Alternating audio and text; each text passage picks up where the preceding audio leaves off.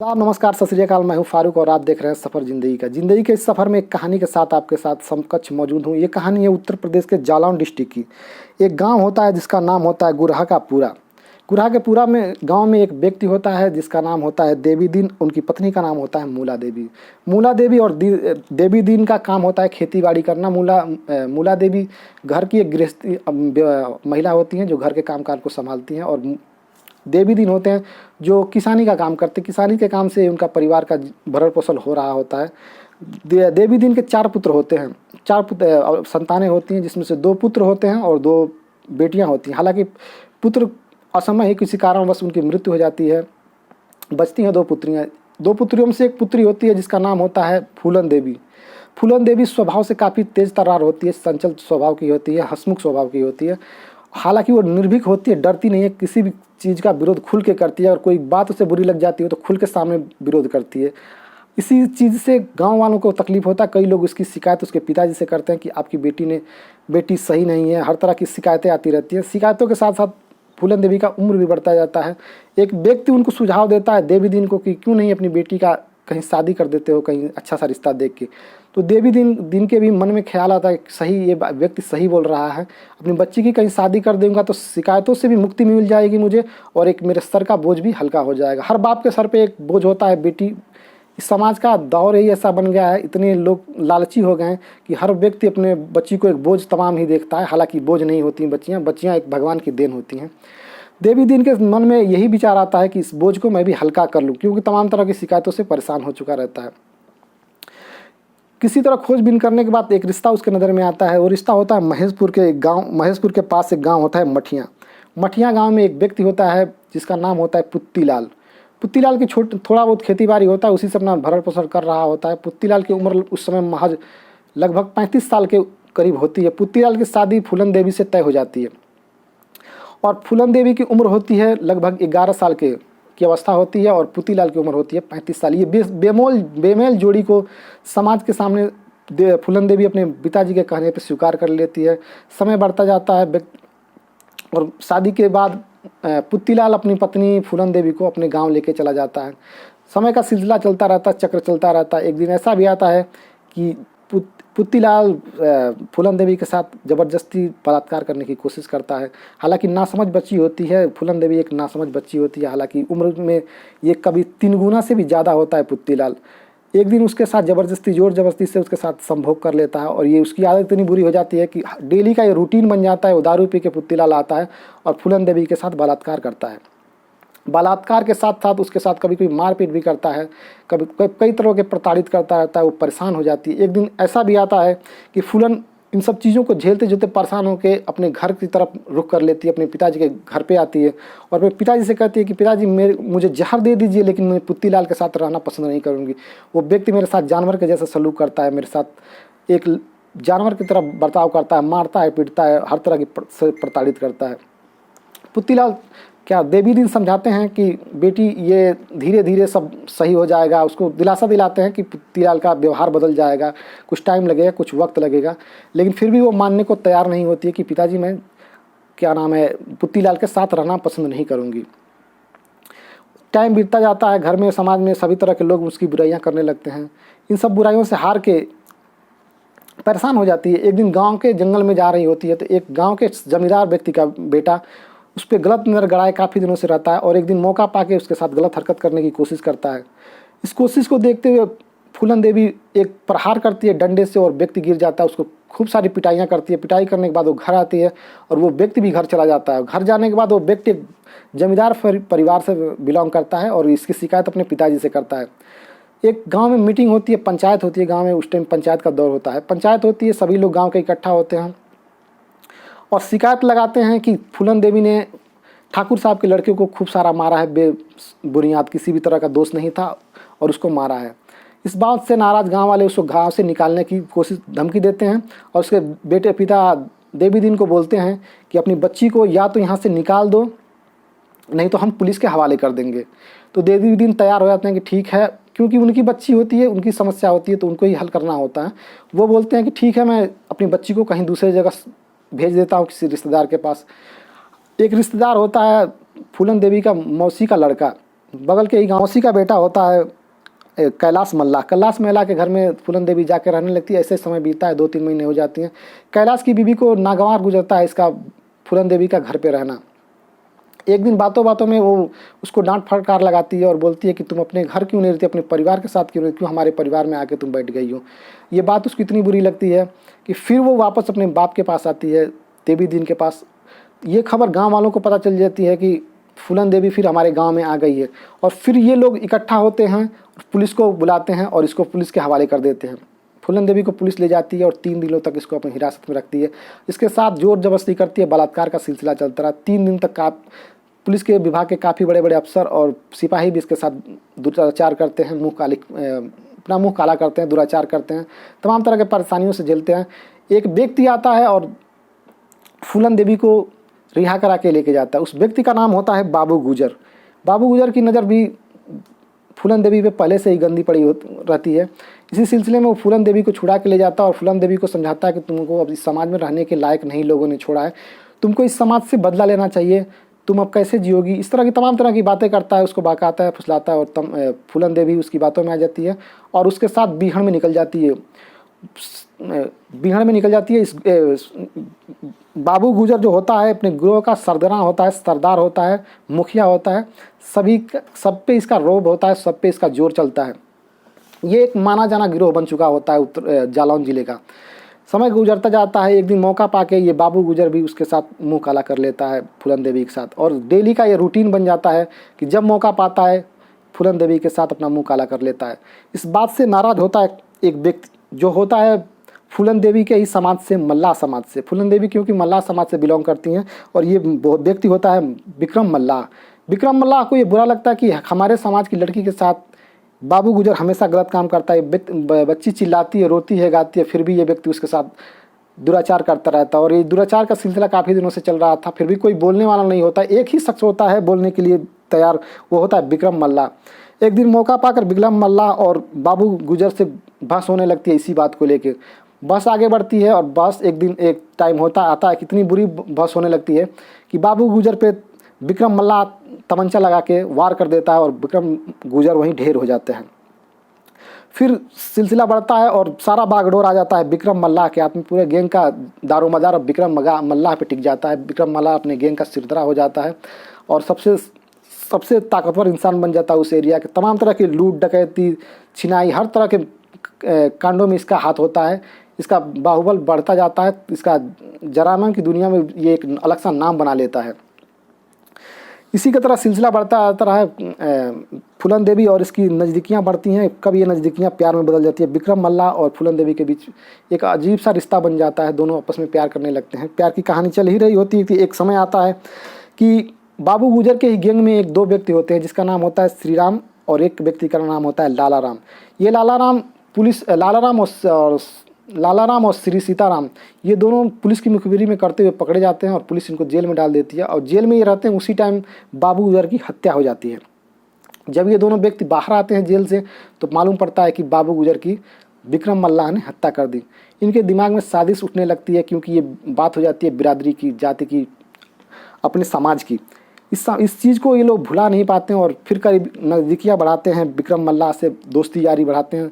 साथ रहना बैठना, उठना बैठना हो जाता है। एक दिन इनकी भी नज़र पड़ती है फूलन देवी पे। फूलन देवी के साथ ये लोग भी गलत दुराचार करना चाहते हैं, लेकिन फूलन देवी इनके साथ बुरा बर्ताव करती है और गाली देती है और मार के उनको भगा देती है। ये टिश भी और इनको और घातक बना देती है। टिश और बढ़ जाती है। पहले तो एक टिश होती है बाबू गुजर का बदला लेने का, और दूसरी टिश हो जाती है कि पूरे गैंग के सामने उसने फूलन देवी ने उनको गाली दिया और मारा भी होता है। ये लोग आते हैं, एक दिन मौका पा के ये लोग विक्रम मल्लाह की हत्या कर देते हैं। और विक्रम मल्लाह की हत्या करने के बाद ये लोग फूलन देवी को अगवा कर ले आते हैं। अगवा करके एक जगह ले जाते हैं, एक कमरे में उसको बंद करते हैं। उस कमरे में ये लोग उसको 21 दिन रखते हैं और 21 दिन में करीब 22 लोग आते हैं, डेली आते हैं और ये रूटीन सा बन जाता है। उसके साथ बलात्कार होता है। हालांकि लोग बताते हैं कि ऑन कैमरा ऑफिशियल तौर पे 22 लोग ही हैं, लेकिन ऑफ रिकॉर्ड ये संख्या काफ़ी बड़ी है। जिसको गिन पाना काफ़ी है। यहाँ तक कि लोग बताते हैं कि गांव के जवान बच्चे भी आते हैं और जो मन करता है फूलन देवी के साथ करके चले जाते हैं। बूढ़े भी आते हैं, बुजुर्ग भी आते हैं, जो दिल करता है जिसको जो करके जाता है। ये जगह होती है कानपुर के पास बमही की। बमही में ये घटना घट रही होती है। एक दिन क्या होता है, ये लोग श्री राम और लाला राम फूलन देवी को गाँव के बाहर निकालते हैं और उसके सारे कपड़े निकाल के उसके हाथ में एक घड़ा देते हैं और बोलते हैं जाओ कुएं से पानी भर के लाओ। और लाउड स्पीकर में आवाज़ लगाते हैं कि जो भी शख्स ठाकुर समाज के खिलाफ किसी तरह का अभद्र व्यवहार करेगा या कुछ गलत करेगा उसके साथ यही व्यवहार किया जाएगा। और पूरी दुनिया, पूरा गांव, उस गांव के सभी लोग देख रहे होते हैं। कुछ लोग शर्म के मारे मुंडी नीचे करके घर में घुस जाते हैं। और औरतें देखती हैं कि एक महिला के साथ किस तरह का दुराचार होता है, लेकिन किसी के पास दिल नहीं होता है, किसी के पास दम नहीं होता कि उनका विरोध कर सके। सभी लोग तमाशा बीन भर के उस मंजर को देख रहे होते हैं। समय गुजरता है, ये बात आग की तरफ चारों तरफ फैल जाती है। ये खबर उड़ते उड़ते मल्लाह ग्रुप के पास भी पहुंच जाती है, जिसमें से कुछ सदस्य पहले रहे होते हैं बाबू गुजर के साथ वाले ही, लेकिन वो मल्लाह समाज से ताल्लुकात रखते हैं। उनको खबर चलता है कि फूलन देवी मरी नहीं है, अभी जिंदा है। इससे उनको एक उत्साह मिलता है और एक दिन मौका पा के ये लोग करीब 21वीं या 22वीं रात को ये लोग उसको फूलन देवी को छुड़ा के निकल जाते हैं, लेके चले जाते हैं। फूलन देवी के पास अब वो सामर्थ्य नहीं रहता, वो ताकत नहीं रहती, वो हिम्मत नहीं, क्योंकि वो चारों तरफ से टूट चुकी होती है। पुलिस ने निचोड़ा होता है, समाज ने निचोड़ा होता है, घर वालों ने निचोड़ा, हर तरफ से वो परेशान हो चुकी होती है। वो जान देने की कोशिश करती है। तभी एक शख्स, मल्लाह ग्रुप का एक शख्स समझाता है तुम्हारे जान देने से क्या तुम्हारा पश्चाताप हो जाएगा? जो जिसने तुम्हारे साथ इस तरह का बर्ताव किया उसको क्या सज़ा मिल पाएगी? ये बात सुनते ही उसके अंदर एक सनसनी सी दौड़ जाती है और तैयार हो जाती है कि क्या करना होगा मुझे। वो व्यक्ति बताता है कि तुम्हें इनसे बदला लेना है अपने समाज के लिए और अपने लिए, और एक नई स्याही से अपनी इतिहास को बदलना होगा। इस बुरे लोगों से अपने इतिहास को साफ करना होगा। फिर वो कसम खाती है और चले जाते हैं वो लोग बिहार में वो लोग ट्रेनिंग, हालांकि फूलन देवी को ट्रेनिंग पहले विक्रम मल्लाह ने कुछ ट्रेनिंग दिया होती है, लेकिन अब जो होती है नई फूलन देवी होती है और सशक्त हो जाती है और निर्भीक हो जाती है और कठोर बन जाती है। समय का पहिया गुजरता रहता है। एक दिन उसके मन में ख्याल आता है क्यों न अपने पहले पति पुतीलाल से मिला जाए और उसके हाल चाल लिया जाए, क्योंकि उसने उसके साथ बहुत बर्बरता की होती है। अब तो इसके पास ताकत की कोई कमी नहीं होती है। फूलन देवी के पास जाती है अपने गिरोह के साथ और अपने पहले पति के पास जाती है तो मालूम पड़ता है कि पहले पति ने एक दूसरी शादी कर ली है दूसरी औरत के साथ। उसको बाहर निकालती है और एक पेड़ से बांध के दिल भर जितना दिल करता है उतना गन से मारती है। गन के बट्टे की तरह से पिटाई होती है और फिर आखिर में उसको दया आ जाता है एक औरत को देख के कि इसको मारने से क्या फ़ायदा, एक औरत विधवा हो जाएगी। उसको छोड़ के चली जाती है। घटनाक्रम आगे बढ़ता रहता है। समाज में तमाम तरह की लूट, डकैतियाँ, छिनौतियाँ, अपहरण का केस इसके ऊपर बढ़ता है। हालांकि बताते हैं लोग कि 48 केस लग जाता है इनके ऊपर फूलन देवी के पास।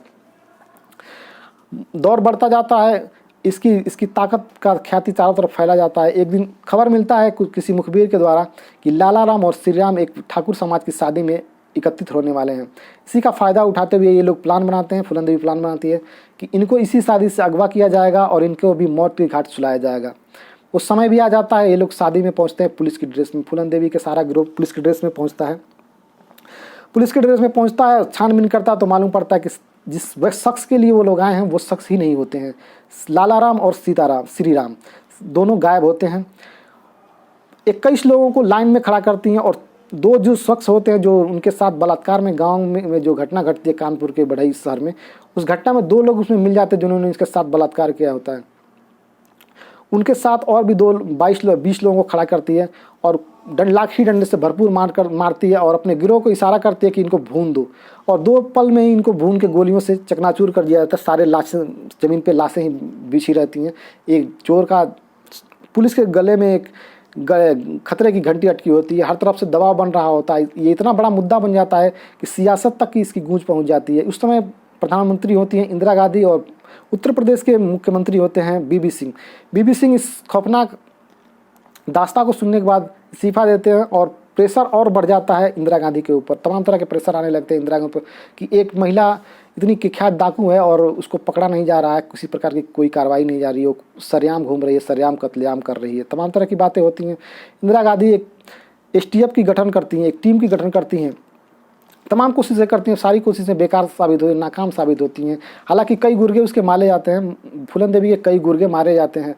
इसी तरह का क्रम चलता रहता है। एक उसी क्रम में एक शख्स मिलते हैं जिनका नाम होता है राजेंद्र चतुर्वेदी। राजेंद्र चतुर्वेदी मिलते हैं इंदिरा गांधी से और कहते हैं कि आप हमें एक मौका दें तो मैं शायद आपको आत्मसमर्पण के लिए फूलन देवी को राजी कर लूँ।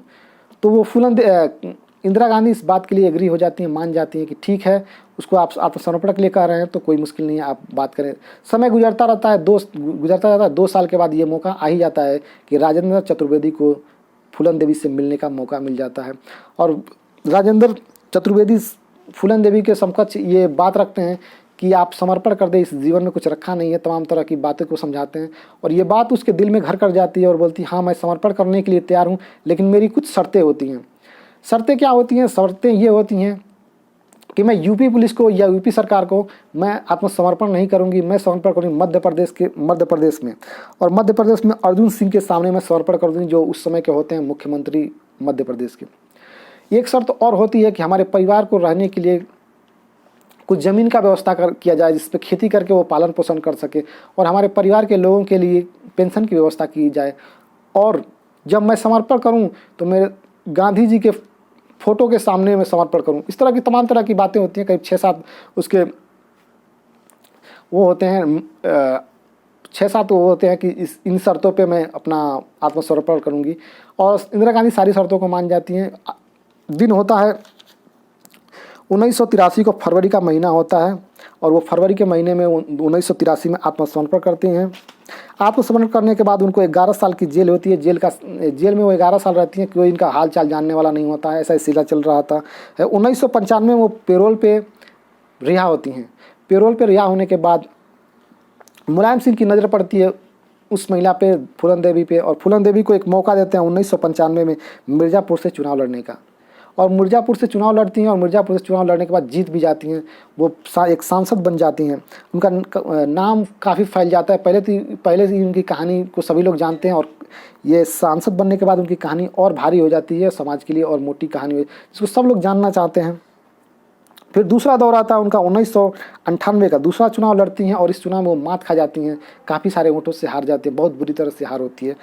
फिर एक और मौका मिलता है समाजवादी पार्टी की तरफ से। 1999 में तीसरा चुनाव लड़ती हैं, और तीसरी चुनाव में फिर जीत हासिल करती हैं, और दूसरी बार बनती हैं सांसद। दौर चल रहा है, अब समाज के मुख्य धारा में जोड़ चुकी होती हैं, अपने पुराने ज़िंदगी को भूल चुकी होती हैं, तमाम तरह की बातें होती हैं। एक दिन ऐसा ही वक्त आता है, दिल्ली में अपने क्वार्टर में रहती हैं। एक व्यक्ति मिलने आता है, 3 व्यक्ति मिलने आते हैं।